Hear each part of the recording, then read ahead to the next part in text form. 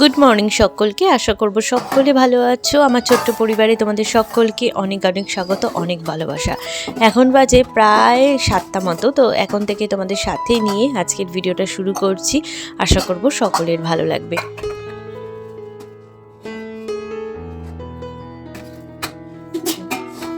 যবে থেকে বেসিনের কল লাগানো হয়েছে তবে থেকে রাতে এইভাবে আমি বাসনগুলো মেজে রাখি।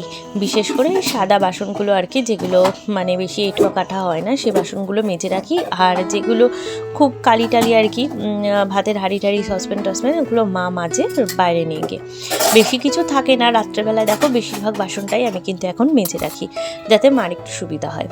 আর বেসিনে কাজ করতে আমার খুবই ভালো লাগে, ঠান্ডাটাও কম লাগে। ওই হাতে যতটুকু জল কিন্তু পেছন দিকে গেলে তো রাত্রেবেলায় ঠান্ডাটা লাগে, তাই এখানেই এইভাবেই কিন্তু মেজে নিই। আর এখন হচ্ছে ভালো করে গ্যাস টেবিলটা পরিষ্কার করলাম, আর কালকের যে বাসনগুলো মেজে উপর করে সারা রাত রেখেছিলাম সেগুলোকে তুলে দিলাম। আর গ্যাস টেবিলটা এখন ভালো করে মুছে দেবো। এটাও তো মুছবই, তার সাথে সাথে কিন্তু যেখানে রান্না হয় সেটাও মুছবো। আর এই কাপড়গুলোতে যেহেতু বাসনগুলো উপর করি ভিজা ভিজা থাকে, তাই এগুলোকে একটু দড়িতে মেলে দিলাম। আর এখন হচ্ছে উঠোন টুঠোন ঝাড় দেবো, এই বাসি কাজ টাজ করবো। বাড়িতে মা বাবা বুলটিদি কেউই নেই, ওরা সকাল সকাল বেরিয়ে পড়েছে 5টার সময় হসপিটালে। কারণ যেহেতু বুলটিদির একটু রেগুলার চেক আপ থাকে, সেই চেক আপেই গেছে। আর আমি এখন এই রান্নাঘরের সব দরজা টরজা খুলছি।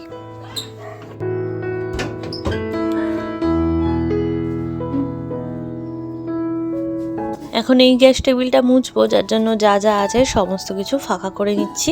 তারপরে ভালো করে মুছে নেব, তারপরে চা বসাবো সকালবেলায়। আর আজকে সকালে যা হনুমানের উপদ্রব হয়েছে, আমি 6:30টায় ঘুম থেকে প্রথমে উঠেছি। উঠে দেখছি ছাদের ওপর উদ্যম লাফালাফি হচ্ছে, ভয়ে আর আমি এই দিকে রান্নাঘরে আসিনি। আসলে হনুমানগুলো এত বাজে হয়, এগুলো কি বলতো, একা যদি দেখে না, এরা ঘরে টরে ঢুকে পেরে খামচে খুমচে দেয়, যার জন্য ভয়ে আমি আসিনি। আর আমাদের টালির ওপর তো, টালির চালটা অনেক পুরনো, এত লাফালাফি করে সব টালির চালের ওপর দিয়ে লাফ দিয়ে দিয়ে ছাদে যায়, ছাদ থেকে আবার অন্য বাড়িতে যায়, এইভাবে করে যায়। তাই যদি টালি টালি ভেঙে পড়ে মাথার ওপর, ওই জন্য আমি ভয়ে আসিনি। তাই 7টার সময় এই যে এটা যাওয়ার পর আধা ঘন্টা ধরে এইরকম উপদ্রব হয়েছে। তারপর আমি হচ্ছে বেরিয়েছি। চাটা একটু ফুটতে থাকুক, আর দুধের বাটিতেই বসিয়ে দিলাম, যেহেতু ওতে আর দুধ জাল দেবো না, তাই চা করে নেবো, আর চায়ের বাটি বসালাম না। আর এখন একটু হালকা করে উঠোনটা ঝাড় দিয়ে নেবো। আর কি বলো তো, এদিকটা তো মাটির আর একটু কেমন জল জলে হয়ে আছে, তাই সেভাবে একটা ঝাড় দেওয়ার প্রয়োজন নেই, হালকা হাতে বুলিয়ে দেওয়া আর কি।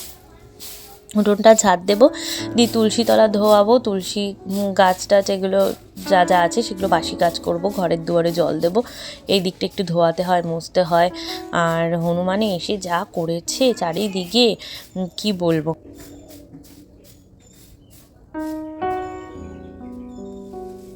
আর একটা পাতা পেলাম, সেটাকেও রেখে দিই, এই জ্বালানির কাজে লেগে যাবে। আমি এই করি, চারিদিকে যা পাই এই জড়ো করে রাখি, মা এসে তারপর কোনটা লাগায় উনুনের কাজে সেটা মা ইয়ে করে, দেখে।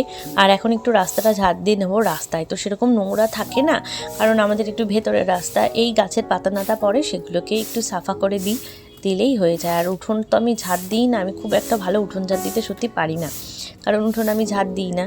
আর এখন এই যে ঝাড় দেওয়া হয়ে গেল, এখন রান্নাঘরে যাব, একটু চিনি দিয়ে দিই চায়, হাত ধুয়ে একটু চিনি টিনি দিয়ে নিলাম। এখন পেছনের দিকটা একটু ঝাড় দিতে হবে। আর হচ্ছে কলের কাজও আছে কিছু, মানে কলতলায় যাব, একটু কাজ আছে। আর এই মাফলারটা পরেছিলাম তো এখন আমার লাগছে গরম, তাই একটু খুলে নিলাম, দিয়ে নিজেকে একটু মানে ফ্রেশ লাগছে এখন। একটু ওয়েদারটা ঠিক হয়েছে তো, একটু হালকা হালকা রোদ রোদ উঠছে, এখন বেশ ভালো লাগছে। শীতের সকালটায় সত্যি ঘুম ভাঙা খুব কষ্টকর, তাও একটা সময় উঠে উঠে যেহেতু অভ্যস্ত, তাই ঠিক 7টা বাজলেই কিন্তু ঘুম ভেঙে যায়।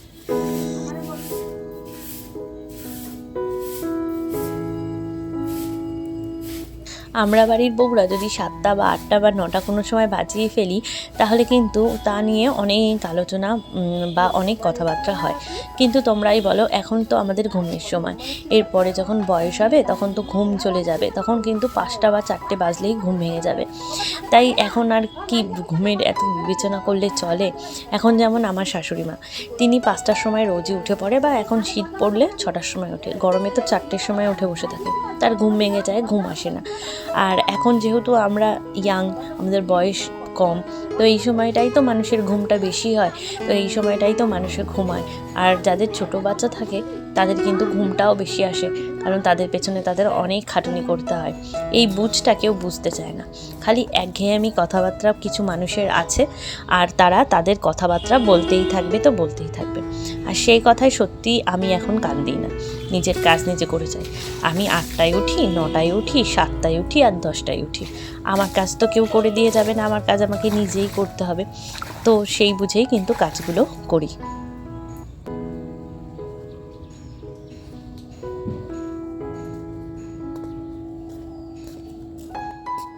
বাসি কাজ সেরে আমি চলে এসেছি স্নান করে। এখন একটু ময়শ্চারাইজার লাগাবো, লাগিয়ে তারপরে সোয়েটারটা পরবো, কারণ আমার ঠান্ডা লাগছে। গিজারে জল গরম করে চান টান করে একদম রেডি পুজোটা দিয়ে নেবো, কারণ মেয়েকে নিয়ে একা থাকবো তো, তার জন্য। আর ওদের আস্তে আস্তে বিকেল হয়ে যাবে। আমার শাশুড়ি শ্বশুর যারা, ওরা হাসপাতালে গেছে তো, ওদের আসতে অনেকটা বিকেল হয়ে যায়, প্রায় আস্তে আস্তে বিকেল। এখন তো 4টে বাজা মানেই পুরো বিকেল, বুঝতেই পারছো তো, 4টে 4:30 বেজে যাবে। তো তার জন্য আমি মেয়েকে নিয়ে যেহেতু একা থাকবো, ওর বাবা স্কুলে যাবে, তাই স্নান সেরে আগে পুজোটা দিয়ে নেব, তারপরে রান্নাটা চাপাবো। এই কি পুজোটা দেওয়া হয়ে গেলে তাহলে সুবিধা হয়, নাহলে ওকে ঘুম পাড়ানো থাকে, খাওয়ানো থাকে, এইসব করতে গিয়ে পুজো দিতে 3টে বেজে যায়, আমি আর শুতেই পারবো না। আর একা হাতে পুরো এত বড় বাড়িটা সামলানো আমার পক্ষে সত্যিই সম্ভব হয় না। তাই আমি মাঝে মাঝে ভাবি যে যখন আমি একা হয়ে যাব, তখন আমি এইটা পুরো মেনটেন করব কি করে। তখন কিন্তু হেল্পিং হ্যান্ড রাখতেই হবে, কি বলো তোমরা? তো আমার তো তাই মনে হয়, আমি পারি না সত্যি একা। আর যেহেতু মেয়ে এখন একদমই ছোট, কিছুই করতে পারে না, তাই হয়তো এতটা বেশি কষ্ট হয়, হয়তো পরে এতটা কষ্ট নাও হতে পারে। তো দেখা যাক। আর এখন উনুনে ভাত করব, তাই উনুনটা ধরিয়ে নিলাম। আসলে হাঁড়িটা তো কালি মাখানোই ছিল, আমি আর হাঁড়িটা মাজিনি, ভেতরটা মেজে ভালো করে ধুয়ে নিয়েছি, আর বাইরেটা ধুইনি, এভাবে বসিয়ে দিয়েছি। মা তাই বলেছে কালি হাঁড়ি তুমি মাজতে যাবে না, পারবে না, তাই আমি মাজিনি। আর এখন দেখো ওয়েদারটা কি সুন্দর লাগছে, আর এত সুন্দর রোদ গাছের ওপর পড়ছে। শীতের এই জিনিসটাই যেন আমার সব থেকে বেশি ভালো লাগে। এক চোট চা হয়ে গেছিলো, তো দেখলাম কম পড়ে যাচ্ছে, তাই আবার একটু চা করলাম। শীতের সময় দুবার চা না খেলে আমার ঠিক ভালো লাগে না। আসলে শীতের সময় তো একটু চা বেশি হলে মনটা ভালো লাগে, আর সত্যি ভালো লাগে। আমার চা তো ভীষণই পছন্দের। তো চা বসিয়ে দিয়েছি, চাটা একটু হয়ে যাক, তারপরে একটু বেশি করেই চা করছি। আর সকালে ভাত টাত খাবো না, চা দিয়ে মুড়ি দিয়ে খেয়ে নেবো। আর ওর বাবার জন্য এই যে ডাল করব, আর পেঁয়াজকলি আলু ভাজা। ডালটা ওদিকে সিদ্ধ নামিয়ে নিয়েছি, কিন্তু এখনও সম্বার দিইনি। আর তার আগে ভাবলাম একটু পেঁয়াজকলি আলু ভাজাটা ভেজে নিই। পেঁয়াজকলি বেশি ছিল না, তাই আলুর পরিমাণটা বেশি রেখে কয়েকটা পেঁয়াজকলি দিয়েই বসিয়ে দিয়েছি। ব্যাস, দিতে গিয়ে তো গায়ে হাত পায়ে তেল ছিটালো। আমি তো বড় রাঁধুনি, তাই আমার এরকম একটু হয়েই থাকে। আর এখন হচ্ছে ভালো করে নাড়াচাড়া দিয়ে নুন হলুদ দিয়ে ভালো করে ভেজে নেব। আর তার সাথে সাথে তারপরে ডালটাও তাড়াতাড়ি সম্বার দিয়ে নেব। আর সাথে রেখেছি ঢেলা মাছ আর হচ্ছে মাংস। দেখি কত দূর কী করতে পারি। যদি মাংসটা করে ফেলি তাহলে আর ঢেলা মাছটা করব না, মা পরে করবে। আর একবেলাই তো আমি থাকবো, আমি বিকেলে হচ্ছে বাপের বাড়ি যাব, তার জন্য। আর মাদের মতো যদি মাংস রাতে হয়ে যায় তাহলে আর করব না। আর আজকে ভাবছি মাংসটাকে একেবারে মাখিয়ে নেব। এই যে আদা রসুন আর তার সাথে পেঁয়াজ আর সমস্ত যা হচ্ছে লঙ্কাও কাঁচা লঙ্কা বেটে দিয়েছি, এখানে শুকনো লঙ্কা দেবো না, তাই একটু লাল গুঁড়ো, একটু হলুদ গুঁড়ো, আর তার সাথে হচ্ছে তেল আর একটু নুন দিয়ে ভালো করে মাংসটাকে মাখিয়ে কিছুক্ষণ রেখে দিয়ে এই দেখো একবারে চাপিয়ে দিয়েছিলাম। তেলে একটু জিরে ফোড়ন, একটু গোটা গরম মশলা দিয়ে চাপিয়ে দিয়েছিলাম। আর এখন আলুটা দিলাম, দিয়ে ভালো করে কষিয়ে নামিয়ে নেব। তো আজকে বন্ধুরা এই পর্যন্তই থাকলো। আশা করব তোমাদের ভালো লেগেছে। মেয়ে নিয়ে আর পারছি না, তো খুব তাড়াহুড়োর মধ্যে আছি। তো আজকে এই পর্যন্তই থাকলো, অন্য একটা ভিডিওতে তোমাদের সাথে আবারও দেখা হচ্ছে। তখন ভালো থেকো, সুস্থ থেকো।